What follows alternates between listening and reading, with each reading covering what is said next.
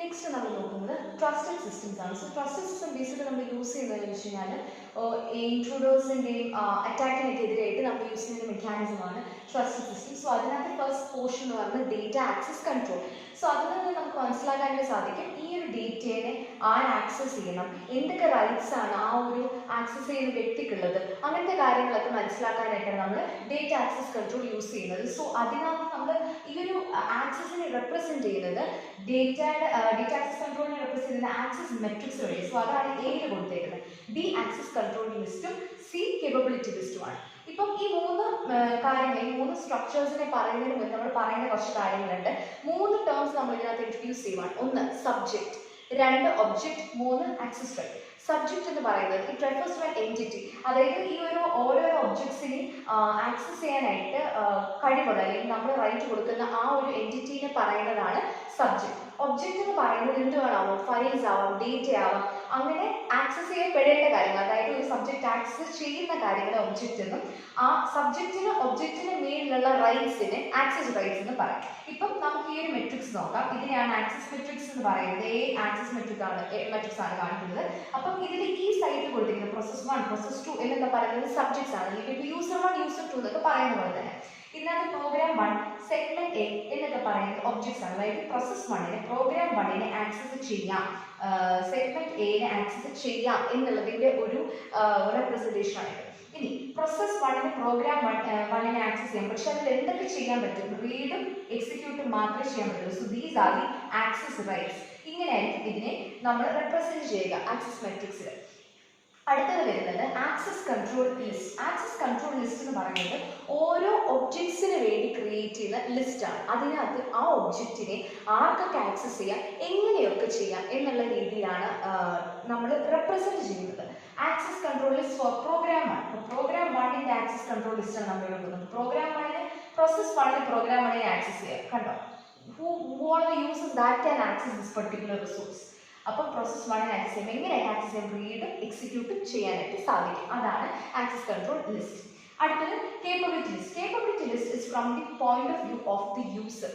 യൂസറിന് എന്തൊക്കെ റൈറ്റ്സ് ആണ് കൊടുക്കുന്നത് എന്നുള്ളതാണ് കേപ്പബിലിറ്റി ലിസ്റ്റ്. അപ്പോൾ ഇപ്പോൾ ഇവിടെ നമ്മുടെ പ്രോസസ് 1 നമ്മുടെ യൂസർ ആണെങ്കിൽ പ്രോസസ് 1 പ്രോഗ്രാം 1നെ നമുക്ക് റീഡ് എക്സിക്യൂട്ട് ചെയ്യും, സെഗ്മെന്റ് എന് റീഡും റൈറ്റും ചെയ്യും. അപ്പം അങ്ങനെ ഒരു പ്രോസസ്സ് അല്ലെങ്കിൽ ഒരു യൂസറിനുള്ള റൈറ്റ്സ് എല്ലാം ആയിരിക്കും കേപ്പബിലിറ്റി ലിസ്റ്റ് നമ്മൾ കൊടുക്കുക.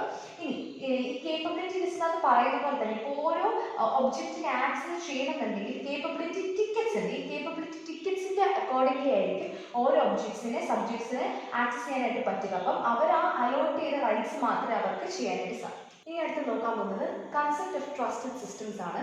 അതിൽ ഫസ്റ്റ് തിങ് എന്ന് പറയുന്നത് നമ്മൾ ചെയ്യുന്നത് മൾട്ടി ലെവൽ സെക്യൂരിറ്റി ആണ്. അതായത് ഓരോ എന്താണ് പറയുന്നത്, ഓരോ എൻറ്റിറ്റീസിനെയും നമ്മൾ ഓരോ ലെവൽസ് വെച്ചിട്ടായിരിക്കും പ്ലേസ് ചെയ്യുന്നത് ആൻഡ് ഈച്ച് ലെവൽ സെക്യൂർ ആക്കാനായിട്ട് ശ്രമിക്കുന്നത്.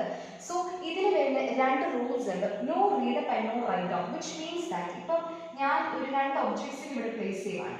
ഓക്കെ, അപ്പോൾ ഈ മേളിലുള്ള ഒബ്ജക്റ്റിന് അല്ലെങ്കിൽ മേലത്തെ ഒബ്ജക്റ്റ് ആക്സസ് ചെയ്യുന്ന ആൾക്ക് താഴോട്ട് ഒരു മോഡിഫിക്കേഷൻ കൊണ്ടുവരുത്തിക്കാനായിട്ട് സാധിക്കത്തില്ല. That is no write down. അതുപോലെ തന്നെ താഴെ ഇപ്പോൾ ഒരു ഒബ്ജക്റ്റ് ഉണ്ട്, അതിനെ ആക്സസ് ചെയ്യുന്ന യൂസർ ആണെന്നെങ്കിൽ മേളിൽ കിടക്കുന്ന ഒരു ഒബ്ജക്റ്റിനെ അതിന് റീഡ് ചെയ്യാനായിട്ട് സാധിക്കില്ല. So that is no read up. ഇതിന്റെ വേറെ നെയിംസ് ആണ് simple security property, star property എന്ന് പറയുന്നത് വിത്ത് റെസ്പെക്ട് ടു ദിസ്. ഇനിയിപ്പം ഞാൻ നേരത്തെ പറഞ്ഞിരുന്നു നമ്മുടെ കേപ്പബിലിറ്റി ലിസ്റ്റിനകത്ത് നമ്മൾ കേപ്പബിലിറ്റി ടിക്കറ്റ്സ് കൊടുക്കുമെന്ന് പറഞ്ഞിരുന്നു. കേപ്പബിലിറ്റി ടിക്കറ്റ്സിനകത്ത് നമ്മൾ ആക്സസ് റൈറ്റ് നോക്കും, ഏത് സബ്ജക്റ്റിനാണ് ഏത് ഒബ്ജക്റ്റിനെയാണ് കിട്ടേണ്ടത് എന്നുള്ളത് നോക്കും, എങ്ങനെയൊക്കെ അതിന് മോഡിഫൈ ചെയ്യാൻ പറ്റും എന്നുള്ളത് നോക്കും. അപ്പം അതൊക്കെ നോക്കാനായിട്ട് ബേസിക്കലി ചെയ്യുന്ന ഒരു കൺട്രോളിംഗ് എലമെന്റ്, അതായത് സബ്ജക്റ്റിന് ഒബ്ജക്റ്റിന് ആക്സസ് ചെയ്ത് കൊടുക്കാനായിട്ടുള്ള കൺട്രോളിംഗ് എലമെന്റ് ആണ് നമ്മുടെ റെഫറൻസ് മോണിറ്റർ എന്ന് പറയുന്നത്. സോ റെഫറൻസ് മോണിറ്ററിന്റെ ഒരു ഡയഗ്രമാണ് ഇവിടെ വരച്ചേക്കുന്നത്. റെഫറൻസ് മോണിറ്റർ ആണ് സബ്ജക്റ്റിന് ഒബ്ജക്ട്സിനെ അലോക്കേറ്റ് ചെയ്ത് കൊടുക്കുന്നത്. സോ ഒബ്ജക്ട്സിന് കണക്റ്റഡ് ആയിരിക്കും റെഫറൻസ് മോണിറ്ററിൽ. ഇതിനൊരു ഡേറ്റാബേസ് യൂസ് ചെയ്യുന്നുണ്ട്. ആ ഡേറ്റാബേസ് ആണ് security kernel database. Security kernel ഡേറ്റാബേസിനകത്ത് ആക്സസ് റൈറ്റ്സ്, പ്രിവിലേജസ് ഏതൊക്കെ എങ്ങനെയൊക്കെ ആക്സസ് ചെയ്യാം എന്നുള്ളതിന്റെ കംപ്ലീറ്റ് ഡീറ്റെയിൽസ് സെക്യൂരിറ്റി കേർണൽ ഡേറ്റാബേസിന്റെ കയ്യിൽ കാണും. So with respect to that അതായിരിക്കും റെഫറൻസ് മോണിറ്റർ അലോക്കേഷൻ നടത്തുന്നത്, ഒബ്ജക്ട്സിന്റെ അലോക്കേഷൻ നടത്തുന്നത് ഈ ഒരു ഡേറ്റാബേസിനെ വെച്ച് ഡിപ്പെൻഡ് ചെയ്തിട്ടായിരിക്കും. ഇനി അടുത്തത് നമുക്ക് നോക്കാം ഓഡിറ്റ് ഫയൽസ്. ഓഡിറ്റ് ഫയൽസ് എന്ന് പറയുന്നത് ഈ ഒരു ഡേറ്റാബേസ്, അതായത് സെക്യൂരിറ്റി കൺട്രോൾ ഡേറ്റാബേസിന് എന്തെങ്കിലും ചേഞ്ചസ് വന്നിട്ടുണ്ട് എന്നുണ്ടെങ്കിൽ അതൊക്കെ ഓഡിറ്റ് ഫയൽസിനകത്തായിരിക്കും ആ എഡിറ്റ്സ് ഒക്കെ കാണിക്കുന്നത്. സോ അപ്പം വാട്ടർ വയലേഷൻസ് അല്ലെങ്കിൽ എന്തെങ്കിലും ചേഞ്ചസ് ഇതിൽ നടത്തിയിട്ടുണ്ടെന്നുണ്ടെങ്കിൽ ഇവിടെ ആയിരിക്കും നമ്മൾ എഡിറ്റ് എല്ലാം സൂക്ഷിക്കുന്നത്. അതാണ് ഓഡിറ്റ് ഫയൽസ്. റെഫറൻസ് മോണിറ്റർ നമുക്ക് നമുക്ക് തരുന്ന 3 പ്രോപ്പർട്ടീസ് ഉണ്ട്. ഒന്ന് കംപ്ലീറ്റ് മീഡിയേഷൻ, രണ്ടാമത്തേത് ഐസൊലേഷൻ, പിന്നെ വെരിഫയബിലിറ്റി.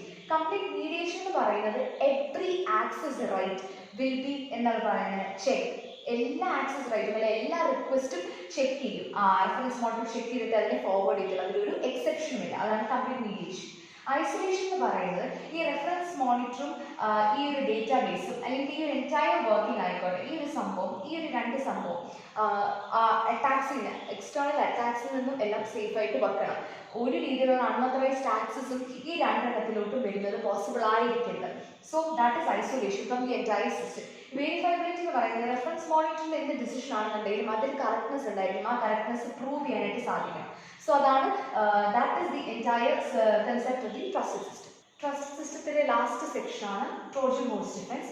സോ ട്രോജൻ ഹോഴ്സ് എന്ന് പറഞ്ഞാൽ നമുക്കറിയാം ഒരു വൈറസ് ആണ്. അത് ആക്ച്വലി ഡിസ്ക്രൈബ് ചെയ്ത് ഒരു പ്രോഗ്രാം എന്നുള്ള ഒരു രീതിയിൽ അല്ലെങ്കിൽ ഏതെങ്കിലും ഒരു രീതിയിൽ നമുക്ക് ഡിറ്റക്ട് ചെയ്യാൻ പറ്റാതെ കെയർ ചെയ്യാണ് ചെയ്യുന്നത്. സോ അതിനെ പിന്നെ ഇനിഷ്യേറ്റ് ചെയ്യുന്നത് അല്ലെങ്കിൽ അതിനെ പിന്നെ ഇൻവോക്ക് ചെയ്യുന്നത് ആ ഒരു പ്രോഗ്രാമിലോട്ട് പിന്നെ ഇത് ട്രാൻസ്ഫർ ആവുകയാണ് ചെയ്യുന്നത്. നമുക്കറിയാം ബേസിക് ഒരു ഇതറിയാം, ഒരു ഐഡിയ ഉണ്ടല്ലോ.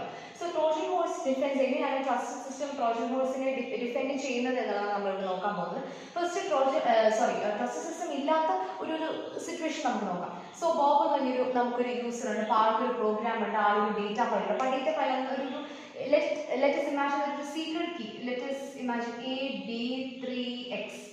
ഈ ഒരു കീ ഇതിനകത്ത് സ്റ്റോർ ചെയ്യുക എന്ന് വിചാരിക്കും. അപ്പം ഈ ഒരു ഡേറ്റ ഫയലിനകത്ത് ഇതുണ്ട്. സോ ബോബിന് ഈ ഒരു ഫയലിനകത്തുണ്ട് റീഡ് ആൻഡ് റൈറ്റ് പെർമിഷൻ ഉണ്ട്. ഇനി അടുത്ത ആലിസിന്റെ കയ്യിൽ ഒരു പ്രോഗ്രാം ഉണ്ട്, ദാറ്റ്സ് എ ട്രോജൻ പ്രോഗ്രാം. എന്നിട്ട് ഈ ആലിസ് എന്താ ചെയ്യുന്നത് വെച്ച് കഴിഞ്ഞാൽ ആലിസിന്റെ ഒരു ഫയൽ, ഒരു പ്രൈവറ്റ് ഫയലിനെ ബാക്ക് പോക്കറ്റ് ഫയലായിട്ട് എടുത്തു. എന്നിട്ട് ഈ ഫയലിനെ റൈറ്റ് ചെയ്യാനുള്ള ആക്സസ് ബോബിനും ആലിസിന് റീഡ് ചെയ്യാൻ റൈറ്റ് ചെയ്യാനുള്ള ആക്സസ് ഉള്ളത് വിചാരിക്കുക. സോ ബോബിനെ വിളിക്കുകയാണ്, ഇൻവൈറ്റ് ചെയ്യാണ് ടു ദിസ് പ്രോഗ്രാം. ഈ ഒരു പ്രോഗ്രാം ഇനിഷ്യേറ്റ് ചെയ്യാനായിട്ട് ഇൻവൈറ്റ് ചെയ്യാണ് ചെയ്യുന്നത്. സോ ബോബ് ബോബിന് അറിയത്തില്ല ഇതൊരു ട്രോജൻ പ്രോഗ്രാം ആണെന്നുള്ള അറിയത്തില്ല. ബോബ് ഇങ്ങോട്ട് വരും. ഇങ്ങോട്ട് സംഭവം ഇവിടെ വന്ന് പ്രോഗ്രാം ഇനിഷ്യേറ്റ് ചെയ്യുമ്പോഴത്തേക്ക് പറ്റുന്നത് എന്താണെന്ന് വെച്ച് കഴിഞ്ഞാൽ ഈ ട്രോജൻ പ്രോഗ്രാം ഇവിടുത്തെ ഈ ഡേറ്റ ഫയലിൽ ഈ ഒരു സീക്രട്ട് ഇൻഫർമേഷൻ റീഡ് ചെയ്തിട്ട് ഇത് ബാക്ക് പോക്കറ്റ് ഫയൽ അല്ലെങ്കിൽ ഈ പ്രൈവറ്റ് ഫയലിനകത്തോട്ട് സ്റ്റോർ ചെയ്യാണ് ചെയ്യുന്നത്. സോ ബോബിന് റൈറ്റിംഗ് കേപ്പബിലിറ്റി അലോ ചെയ്ത് കൊടുത്തിട്ടുണ്ട് ഉള്ളത് കൊണ്ടും കൂടി ഈ ഒരു സംഭവം ഇതിനകത്തോട്ട് എഴുതിയിടാനായിട്ട് പോസിബിൾ ആണ്. സോ നോക്കുവാണെന്നുണ്ടെങ്കിൽ ബോബ് ഈ പുറത്ത് നടക്കുന്ന കാര്യങ്ങളൊന്നും അറിയുന്നില്ല. He things that this secret string is safe. പക്ഷെ ഈ ഒരു ട്രോജൻ പ്രോഗ്രാമിനെ ഇനിഷ്യേറ്റ് ചെയ്തത് കൊണ്ട് ഈ ഒരു ഡേറ്റ ഫയൽ അതിൻ്റെ അകത്ത് എന്ത് സീക്രട്ട് കണ്ടന്റ് ആണെന്നുണ്ടെങ്കിലും അത് പ്രൈവറ്റ് ഫയലിലോട്ട് കോപ്പി ചെയ്യാണ് ചെയ്യുന്നത്. ഇനി ഇപ്പം ലെറ്റസ് ചേഞ്ച് ദി സിനാരിയോ. അതായത് ഇവിടെ ഇപ്പം നമ്മുടെ ട്രസ്റ്റഡ് സിസ്റ്റം അല്ലെങ്കിൽ റെഫറൻസ് മോണിറ്ററിന് ഒക്കെ പ്രസന്റ് ആണെന്ന് വിചാരിക്കുക, അല്ലെങ്കിൽ നമ്മുടെ ഈ ട്രസ്റ്റഡ് സിസ്റ്റം ഇതിനകത്ത് ഇംപ്ലിമെന്റ് ചെയ്തിട്ടുണ്ട് എന്ന് വിചാരിക്കാം. ഇതുപോലെ തന്നെ ബോബ് ഒരു പ്രോഗ്രാമിലൂടെ ഒരു ഡേറ്റ ഫയൽ ആക്സസ് ചെയ്യും, ഈ സ്ട്രിംഗ് ഇതിനകത്ത് സ്റ്റോർ ചെയ്യുന്നു. അത്രയും കാര്യങ്ങളൊക്കെ ഇവിടെ ഒരു ട്രോജൻ പ്രോഗ്രാമാണ്. ആലിസ് ബോബിനെ ഇൻവൈറ്റ് ചെയ്യുവാണ്. സോ ബോബ് ഇങ്ങോട്ട് വരുന്നു, ഈ ഒരു ട്രോജൻ പ്രോഗ്രാം ഇനിഷ്യേറ്റ് ചെയ്യുന്നു. ഈ ഒരു പ്രോഗ്രാം, ഈ ട്രോജൻ പ്രോഗ്രാം റീഡ് ചെയ്യാൻ നോക്കുവാണ്. എന്തിനെ? ഈ ഒരു സ്ട്രിങ്ങിനെ റീഡ് ചെയ്യാൻ നോക്കുവാണ്. പക്ഷെ നമ്മൾ നേരത്തെ പഠിച്ചിരുന്നു no read up. So no read up ഉള്ളതുകൊണ്ട് തന്നെ ഈ ലെവലിൽ കിടക്കുന്ന ആലിസിന് ഈ ലെവലിൽ കിടക്കുന്ന ബോബിന്റെ ഫയലിനെ റീഡ് ചെയ്യാനായിട്ട് പോസിബിൾ അല്ല. പിന്നെ അതിൻ്റെ കൂടുതൽ ഇപ്പൊ ബൈ ചാൻസ് റീഡ് ചെയ്തു എന്ന് വിചാരിക്കുക, ഇതിനെ തിരിച്ച് താഴോട്ട് കോപ്പി ചെയ്യാനായിട്ട് പറ്റില്ല. Because no write down. പിന്നെ ഇപ്പം ഈ ഒരു ഫയൽ ആക്സസ് ചെയ്യുക അല്ലെങ്കിൽ ഈ ഒരു പ്രോഗ്രാം ഇനിഷ്യേറ്റ് ചെയ്യുന്നതിന് മുന്നേ പാസ്വേഡ് പോലുള്ള സെക്യൂരിറ്റി മെഷേഴ്സും നമുക്ക് ഈ ഒരു ട്രസ്റ്റഡ് സിസ്റ്റത്തിൽ ഇംപ്ലിമെന്റ് ചെയ്യാൻ പോസിബിൾ ആണ്. So hence Trojan horse defence mechanism ആയിട്ട് നമുക്ക് ട്രസ്റ്റഡ് സിസ്റ്റം